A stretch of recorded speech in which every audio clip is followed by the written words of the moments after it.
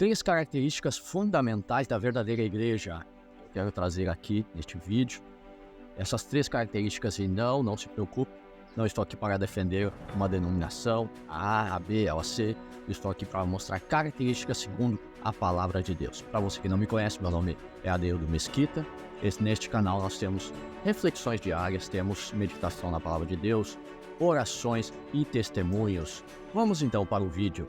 Essas três características fundamentais, essenciais para se saber qual é a verdadeira igreja, nós vemos na vida de Jesus. Está lá no livro de Mateus, no capítulo 4, no versículo 23, que diz assim que Jesus percorria toda a Galileia, ele ensinando, pregando o evangelho e curando todo tipo de doenças e enfermidades no meio do povo. Então, essas três coisas que eles faziam têm que estar presente na igreja. Essas três coisas que Jesus fazia tem que estar presente. Primeiro, ensino. Embora o ensino pareça que ensinar e pregar o evangelho seja a mesma coisa, não é. Ensinar é mostrar na prática como deve ser o viver cristão. Veja que no capítulo 5 do livro de Mateus, no Sermão do Monte, Jesus ele ali elenca sobre as bem-aventuranças, ou seja, bem-aventurado é mais que feliz. Bem-aventurados os pobres de espírito, em algumas traduções humildes, bem-aventurados os mansos, bem-aventurados os que choram porque serão consolados. Então, ali está trazendo um ensino, o que vai fazer uma pessoa ser mais do que feliz, seguindo as bem-aventuranças. Pregar o evangelho. Bom, no Antigo Testamento, para o perdão de pecados necessitava de sacrifícios. Sem derramamento de sangue não havia perdão de pecados. Então, dependendo do pecado, ou era uma pombinha, era um cordeiro, era um cabrito, era um novilho, e se o pecado era considerado grave demais, a própria pessoa deveria ser morta devido ao pecado. Visto isso, na situação em que a mulher foi pega em adultério, eles iriam matar ela porque este era um dos pecados que a pena era a morte, não havia nenhum sacrifício de outro tipo de animal em troca daquele pecado. Então, pregar o evangelho é falar, mostrar que havia necessidade de derramamento de sangue. Mas o animal que era utilizado naquela época, ele tinha que ser usado um animal sem mancha e sem defeito, sem nenhuma enfermidade. Ele tinha que ser perfeito. O animal tinha que ser perfeito. Não podia faltar uma unha, não podia faltar o casco, não podia ter uma mancha nele, nenhuma doença. Ele tinha que ser perfeito para ser entregue, então, em troca do pecado. Jesus veio e como cordeiro imaculado, ou seja, cordeiro sem mancha, sem defeito, ele morreu no nosso lugar, em troca dos nossos pecados.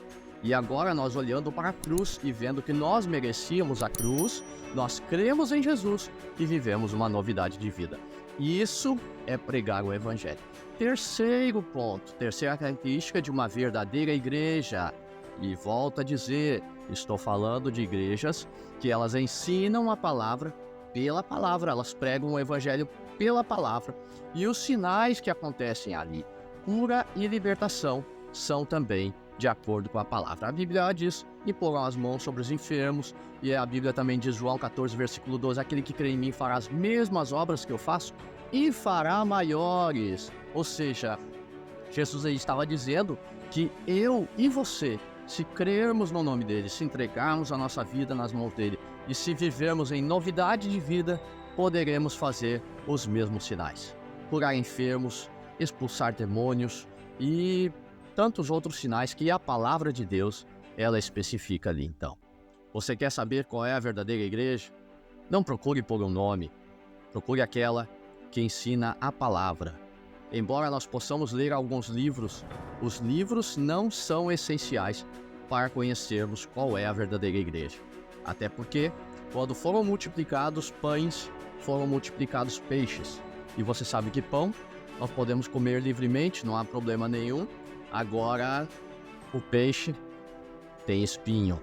Então, a Bíblia, ela é um livro que se pode se alimentar do seu ensino livremente, tranquilamente. Qualquer pessoa pode ter acesso a ela e buscar de Deus o seu entendimento.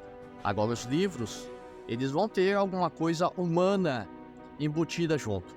E, infelizmente, hoje em dia, nós temos muitos livros que têm mais coisas humanas do que coisas de Deus. Então fica a reflexão, a recomendação, que Deus abençoe você nesta busca para que você também esteja no caminho.